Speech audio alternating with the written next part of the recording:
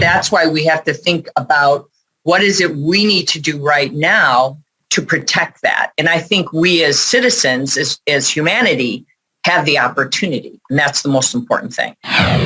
Welcome to the My Future Business Show, where we get you in front of your best audience and keep you there. Not only are we interviewing the biggest names in business to help you become even more successful, we're inviting you to book your spot on the show to help you grow your business.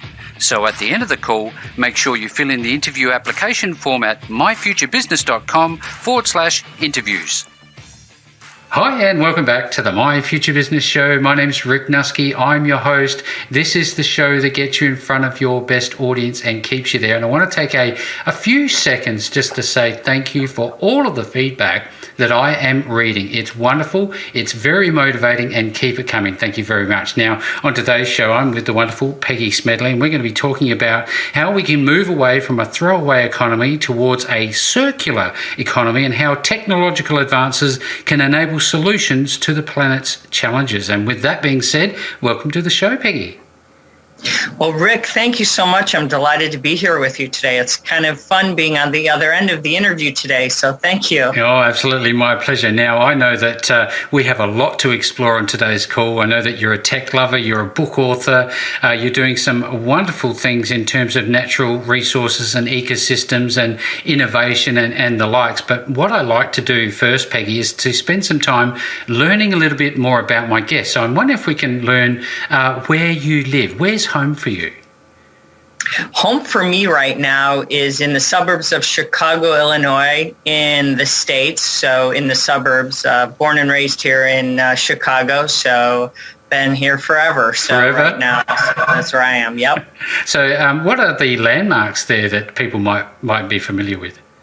You know, for Chicago, some of the great landmarks is, food. You got to love the food, the museum, the art. So that's what's great. But, some of the things we don't love is our winters and our potholes. So some of the construction. So we kind of say we have 5 seasons here, but the food, you can't help but love that kind of stuff. Do you like cooking, or do you like cooking yourself?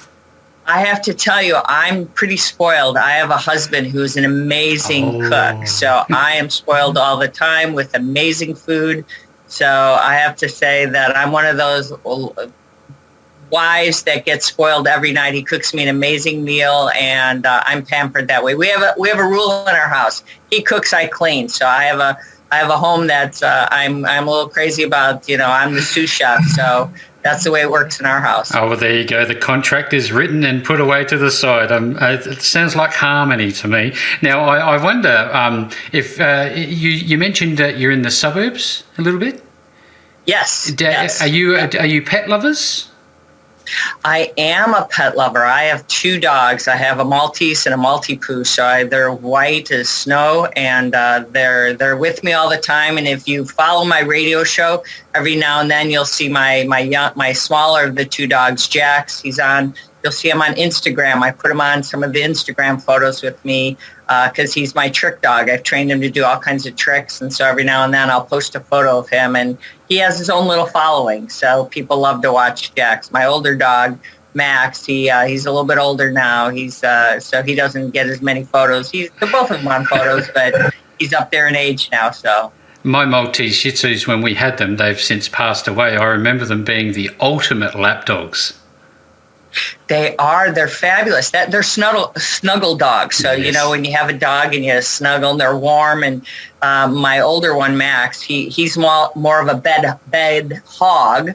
So it's kind of at night you can't move them. So I don't know if my husband has room in the bed anymore because the dog takes all the space. So it's the dogs more than my husband. So, it is what it is. It is what it is, absolutely. I wonder, if we wind back time a little bit, I always like to talk about this when we were kids.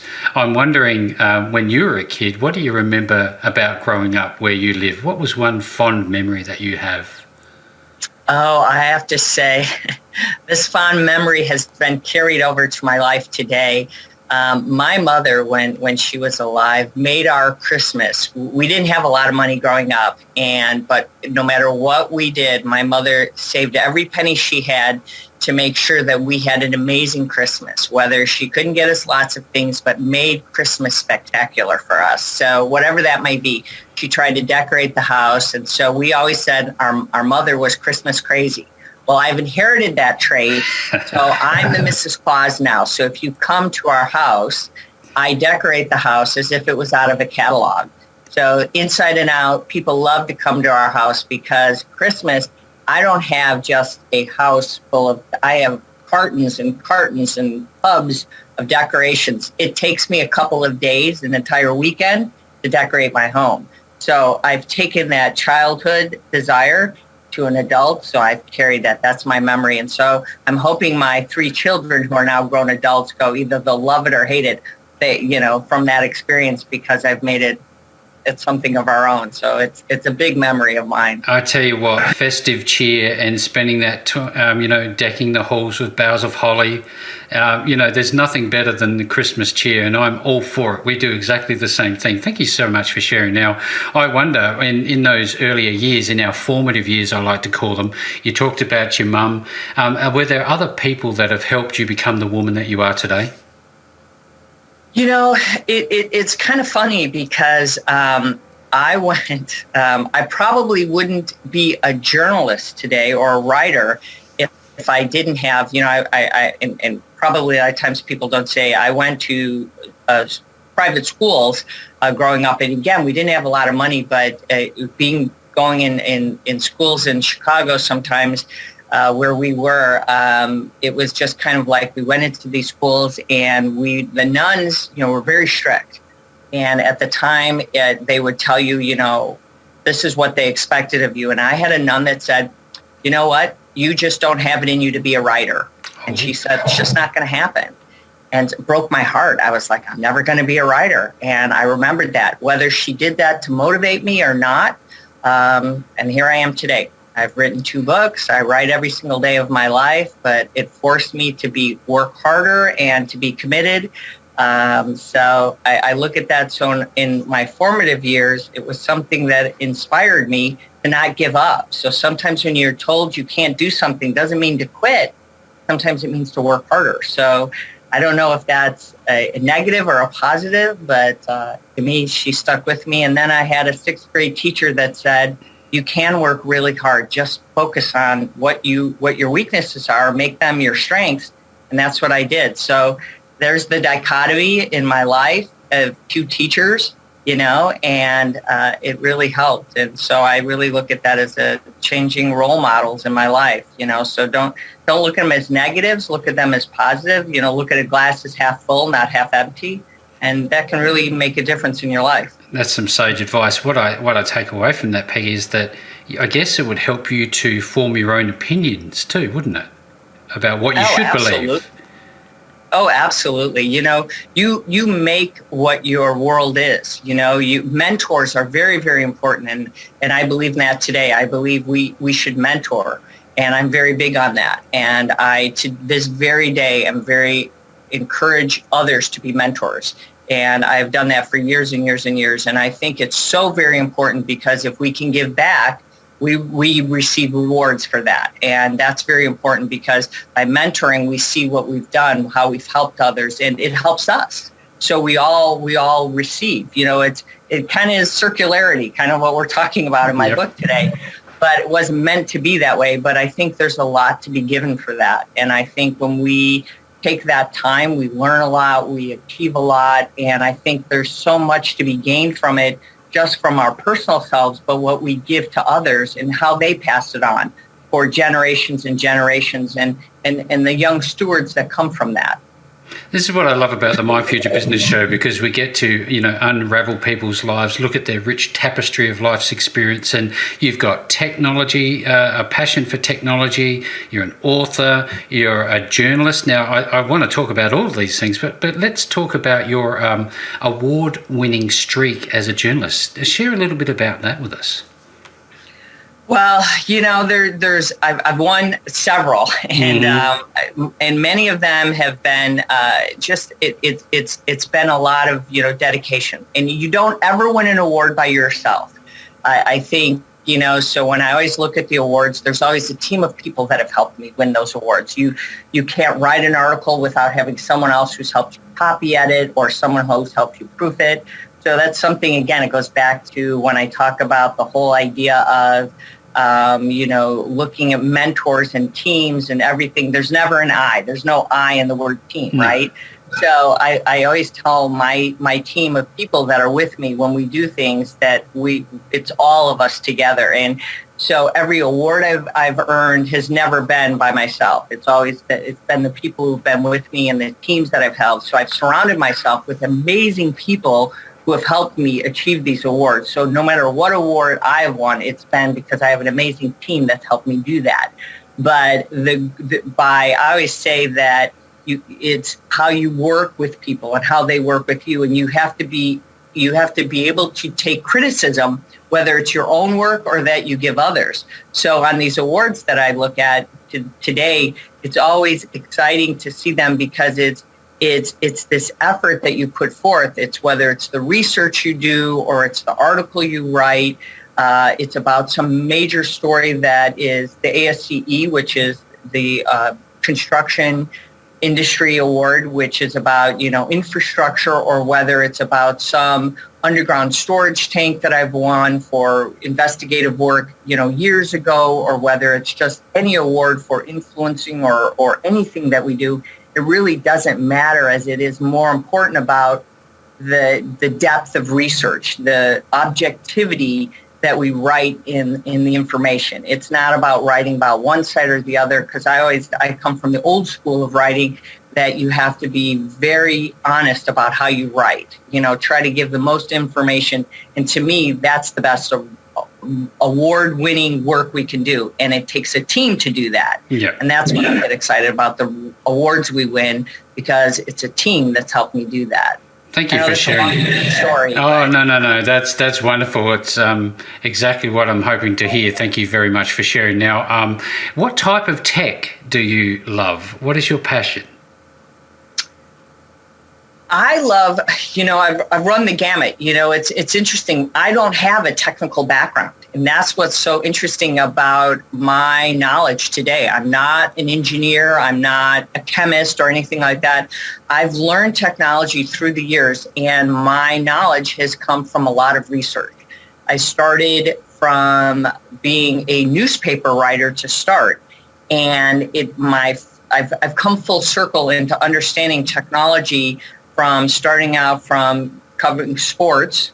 And then as I started getting into the petroleum industry, and then from petroleum learning about underground storage tanks. And as I started, then I got into manufacturing. And from manufacturing, I got into the Internet of Things and AI and learning about 5G and all this technology. And from understanding it and being able, you can't write about technology without being able to understand it and then translate it to make it understandable for someone else to read.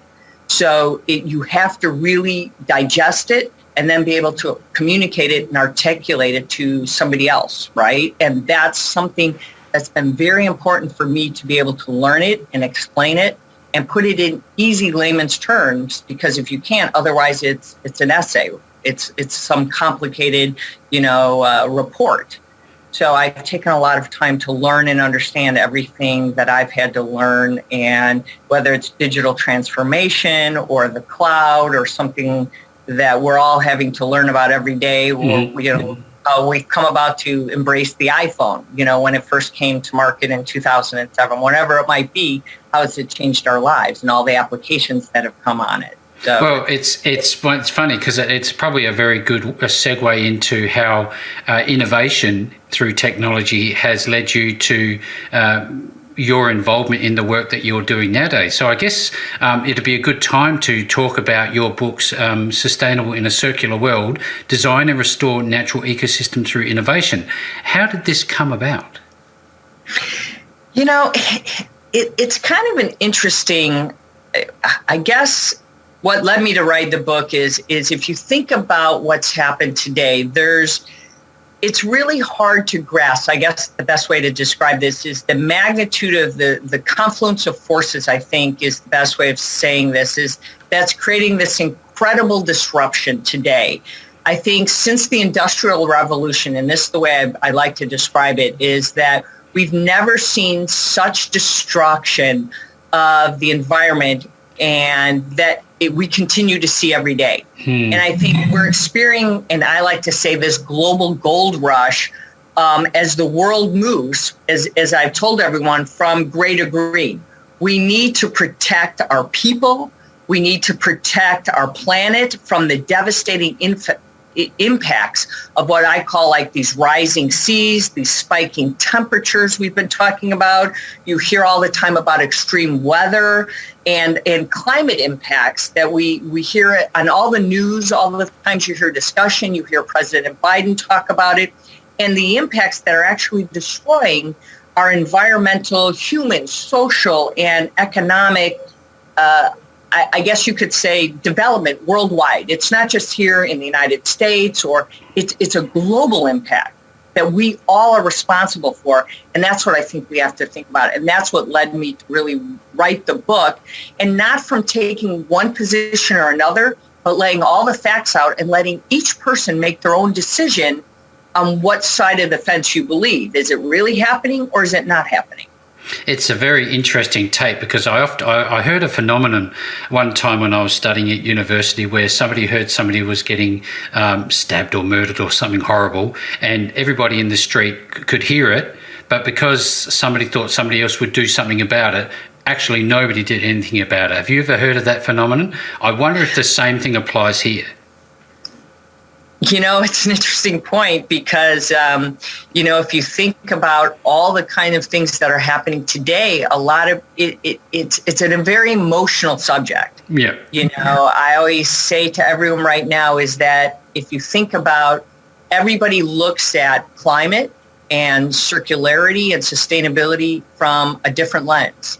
And whether, you believe it's happening or the severity of it, it's all a different perspective. Absolutely. Thank you very much. Now, in terms of going from grey to green, for those who are on the show that are very interested in this, but they don't understand that terminology, what does that actually mean? Well, if you think about, I guess the best way that I like to describe the grey to green idea is we for years have been this society that's had everything. We have been depleting and taking away from our natural resources. If you think about it, the more companies and individuals, we have been doing things about wanting the latest and greatest. And so we haven't really thought so much about our economy as we've thought more about what we want as we pile up all of these things that we've wanted the latest things. And if you think about, we've amassed everything of stuff. We've piled up all these things in our landfills, one after another. The direction, it's almost like saying our linear economy. We have, it's become this take, make, waste model. And everything we've done for decades, we've thrown everything very linearly into our landfills, and it's been very economically, it's been great, but it's been highly productive for manufacturers.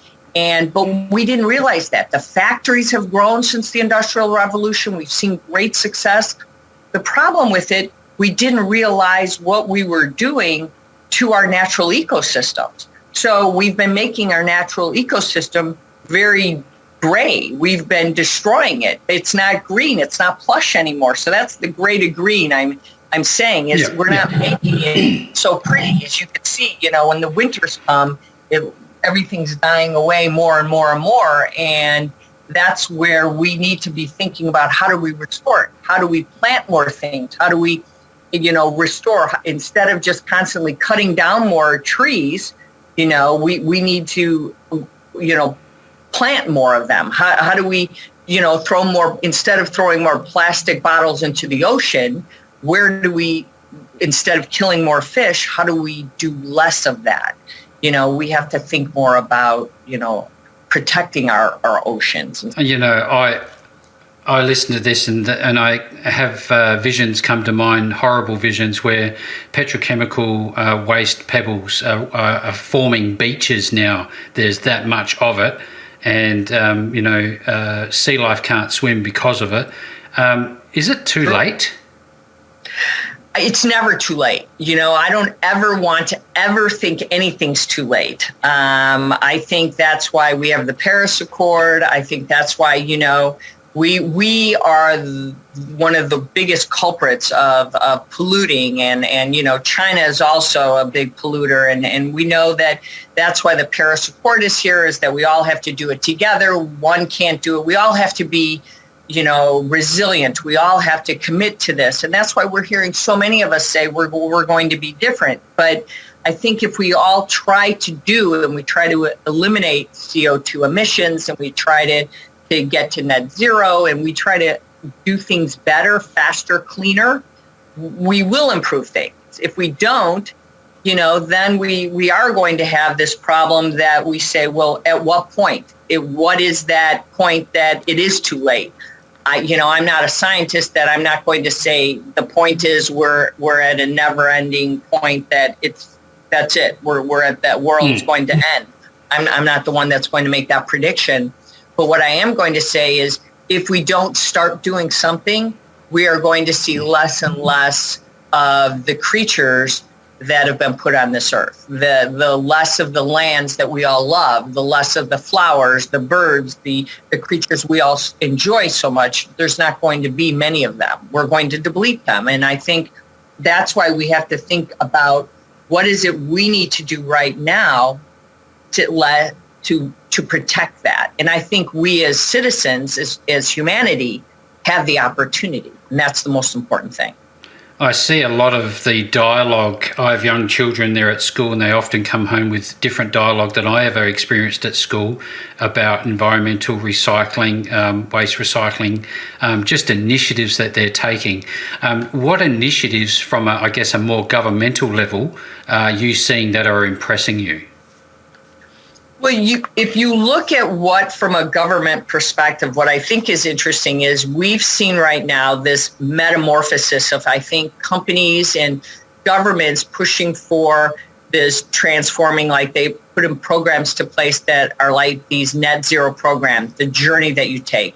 You can see companies pushing for, from now until 2030, that they would make a commitment to eliminate their scope emissions, their scope 1, scope 2, scope 3. You've heard them say no direct emissions in scope 1 created from your sources or your activities, that you're trying, from your own heating or cooling that they're trying to do. In their scope 2 are your indirect emissions.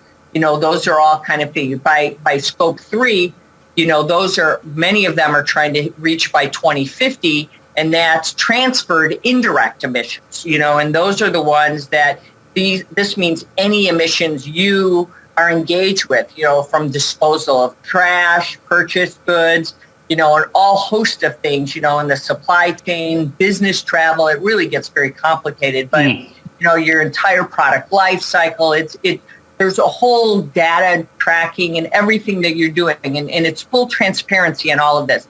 But I think that's where you have sustainability experts, you look at your ESG initiatives on this, and this is where companies get really good. And there are some really great companies who are stepping up. You see Microsoft, ThyssenKrupp, you see Train, you see a lot of really good companies who are saying, we are going to lead the way. Amazon's trying to do it. You say, we're going to do better, and we're going to have, corporate social responsibility experts who are going to be involved in this.